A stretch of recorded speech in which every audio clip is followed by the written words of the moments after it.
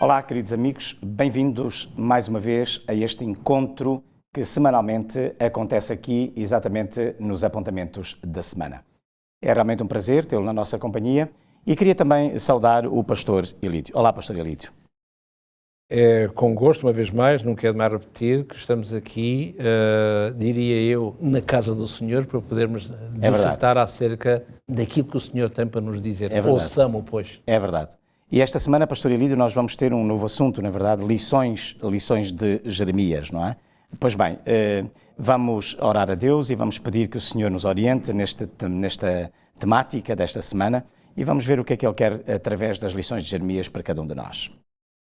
Pai do céu, muito obrigado porque vamos aproximar-nos de Ti, vamos estar em terreno sagrado ao abrir a Tua palavra e por isso ajuda-nos a ir até Ti com um coração simples, humilde e assim escutar a Tua voz. Inspira o pastor Elídio, prepara os nossos corações, abençoa todos aqueles que vão ver e ouvir. É o que te pedimos em nome de Jesus, nosso Salvador. Amém. Amém, sim. Muito bem, pastor Elídio, então, lições de Jeremias. Na verdade, em primeiro lugar, era interessante, talvez, começarmos por uma questão que penso que é importante para nós e para as pessoas que estão connosco a assistir, a acompanhar-nos nesta rúbrica, que é a seguinte questão. De que modo a natureza e o caráter de Deus são revelados por Jeremias? Bom, isto é importante. Depois, qual era a principal ilusão entre o povo de Deus com que Jeremias teve de se debater? O povo de Deus teve uma ilusão, não é verdade? E qual era essa principal ilusão que restava, que existia entre o povo de Deus e que Jeremias com a qual teve que se debater? Vamos começar por aqui com estas duas questões que lhe coloco. Jeremias, Deus amou, como sempre amou o seu povo. Amava, ama e amará sempre o seu povo. O seu povo no sentido de todo aquele e aquela que quiser fazer a sua vontade.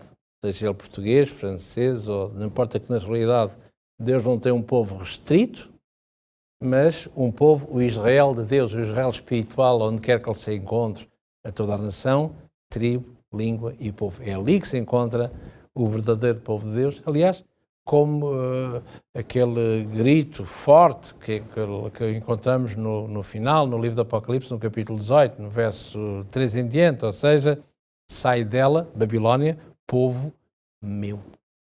Ora, e creio que não devo estar muito errado para dizer que pelo menos 70% do povo de Deus está ainda em Babilónia. Ou seja, nessas igrejas que hoje desconhecem por completo a palavra de Deus ou aquilo que Deus na realidade diz para que o seu povo possa seguir a sua vontade. Ora, aqui Deus, em Jeremias, mostra-se claramente o caráter de Deus, porque ao lermos o profeta Jeremias, vemos não só o desencanto, e daí as lamentações de Jeremias, o dizer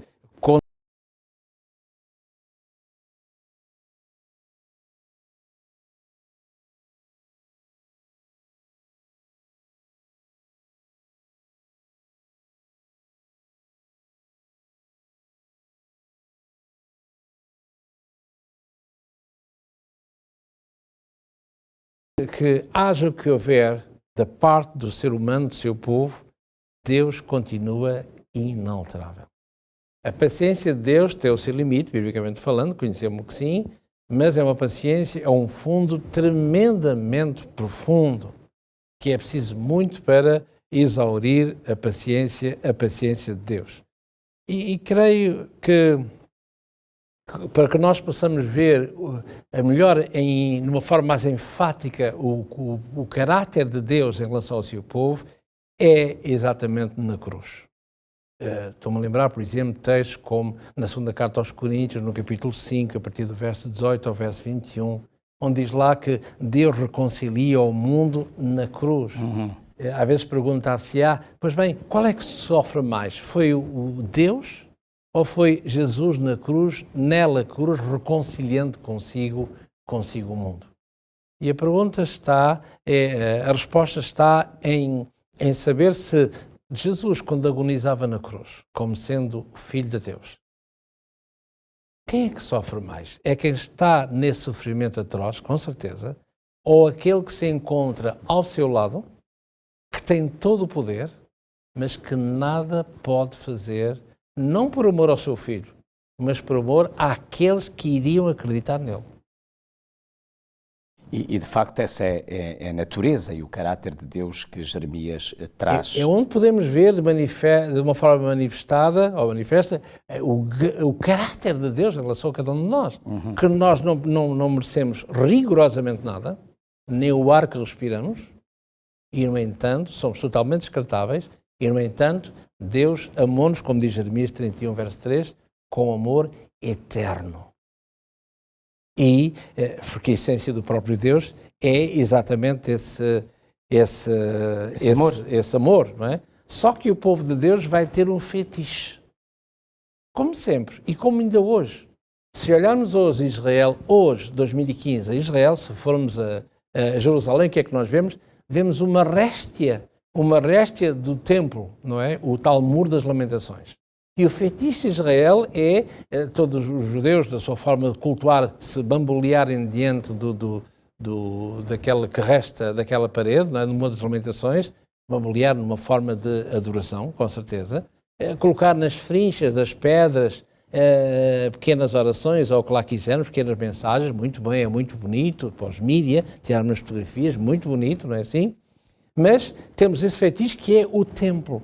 E aqui, curiosamente, e uma vez mais, não há nada de novo, se lermos, por exemplo, o profeta Jeremias, no capítulo 7, do verso 1 ao verso 5, onde diz lá que tu dizes que nós iremos, a Babilónia há de vir e há de devassar Jerusalém e o templo. Isso não é verdade, porque nós temos o templo de Deus está connosco. E enquanto tiver o templo de Deus connosco, Deus também estará connosco, como se Deus fosse o empregado do povo, não é assim?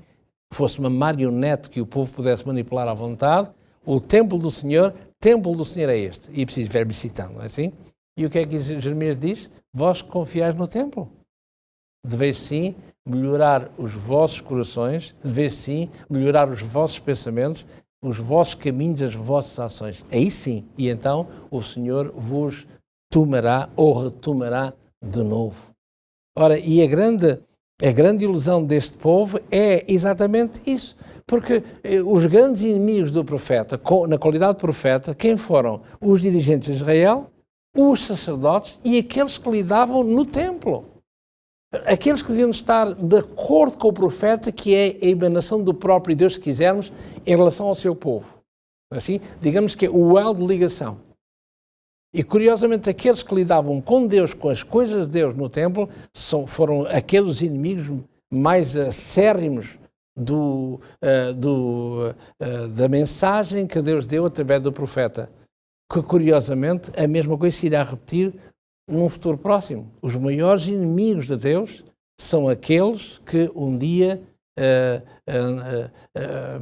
foram soldados da própria igreja.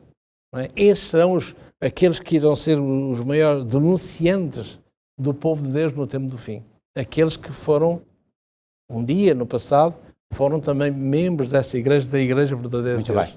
Muito bem. Ora, Jeremias também vai sentir isso, não é? Que aqueles que deviam estar de acordo comigo, aqueles que me deviam de apoiar, porque estamos sob o mesmo patrão, sob a mesma égide, não é assim? O mesmo patronato, antes pelo contrário, esses são aqueles que me condenam e aqueles que querem que a minha voz se silencie. E ambos servimos o mesmo Deus, na aparência pelo menos.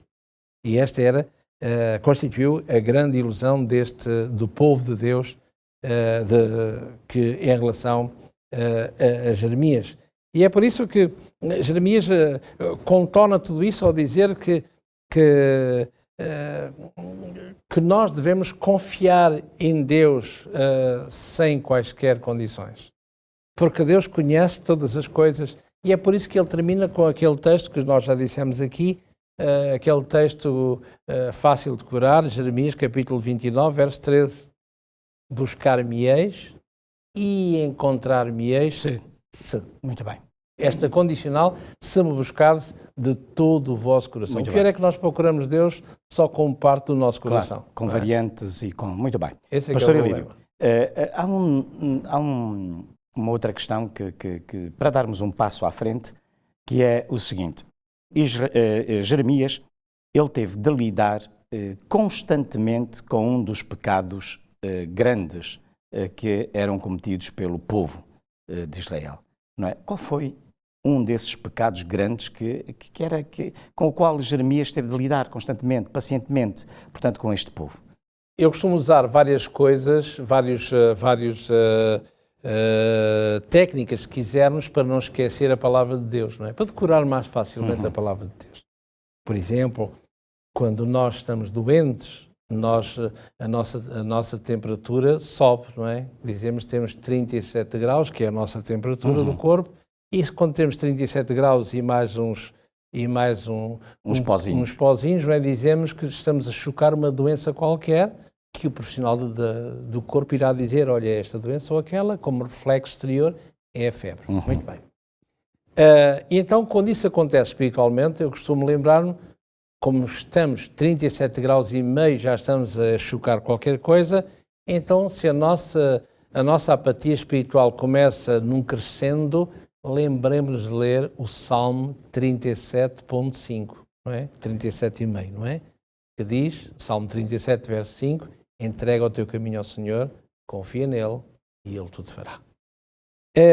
Por exemplo, também quando temos dificuldade, antigamente era o número 115, não é? Hoje por razões várias, é o 112, não é? O INEM, o que é. Ora, quando nós queremos falar, por exemplo, em idolatria, ligado à adoração dos ídolos, esquecer Deus, dar mais ênfase aos ídolos, seja ele de que tipo, de que material forem constituídos, então lembremos-nos do Salmo 115. E temos aí da idolatria. Ou também, neste caso que estamos a falar de Jeremias, não é? O Jeremias, no capítulo 10, que fala exatamente acerca dos desvios do povo de Deus. E reparemos nós que, quando lemos aqui o Jeremias no capítulo 10, por exemplo, vemos que é qualquer coisa que é estranha no povo de Deus. Como é que é possível o povo conhecendo o seu Deus, como é que ele embarca em tudo isto na tal idolatria? Eu passo a ler Jeremias no capítulo 10, no verso 4. Porque vós fazeis os ídolos com prata, com ouro o enfeitam, reparem bem, com pregos, com martelos o firmam onde? No andor. Parece nos dias de hoje, não é? Um andor para que não se mova o ídolo, não é? Enfim, o que lá está, o que nós chamamos hoje em dia o santal, não é? Ou a figura, a representação do santal, mas tem que firmar-se no andor para que ele não caia, ou coisa assim, não vá vir um vento e cair. Verso 5. Eles, ídolos, são como a palmeira, obra torneada, mas não podem falar. Necessitam de quem os leve, porquanto não podem andar. Não tenhais receio deles, porque não podem fazer mal, nem tampouco têm poder algum para fazer o bem. Não é? Portanto, é uma insensatez pegada, é uma falta de inteligência. E o que é curioso é que diz aqui, eles não podem falar. O que é interessante é que esta ideia de não poderem falar, e aqui associamos ao Salmo 115 também, de que, por associação ao Salmo 33, no verso 6 ao verso 9. Porquê? Porque têm pés, mas não andam, têm orelhas, mas não ouvidos, mas não ouvem, têm nariz, mas não cheiram, têm boca, mas não falam. E se lermos o Salmo 115, mostra claramente, até diz uma pequena particularidade, que diz assim, nem som algum sai da sua garganta. E aqui, em Jeremias 10, verso 5, diz que são obra torneada, são bonitos, muito bem, aos olhos, mas não podem falar. Portanto, contrariamente ao Deus, o Deus da Bar, o Deus da fala, o Deus da palavra, Deus falou e existiu. No Salmo 33, verso 6 e verso 9. Portanto, falou e existiu. Tudo acontece pela palavra de Deus. Portanto, o Deus vivo, o Deus único, é o Deus que fala e a coisa acontece. Entre o dizer e o existir, não há diferença nenhuma para Deus. Ao passo que estes são Deus na imagética humana, mas não falam. Logo, nada poderá acontecer. Muito bem. Podemos dizer então que, de facto, este povo era muito dado ao esquecimento. É difícil de ver. Difícil de servir, a nossa... era um povo que se esquecia facilmente de Deus e se voltava constantemente. Quando ele o via cada dia. Exatamente, quando ele o via todo dia, cada dia, e voltava-se para outros deuses, para exatamente a idolatria. É realmente interessante, de facto. E aqui podemos ter esta noção clara desta grande paciência de Deus de nunca ter desistido do seu povo, não é? Isto é interessante para nós refletirmos. Pastor Elídio, uma questão, tenho duas questões mais, tinha uma antes dessa que acabei de lhe fazer, mas eu vou deixar essa para o fim. A pergunta que se segue é muito importante, que é a seguinte: em que termos é o conceito de remanescente expresso em Jeremias 23? Portanto, lá no capítulo 23 de Jeremias, temos ali o conceito de remanescente, de resto, não é verdade?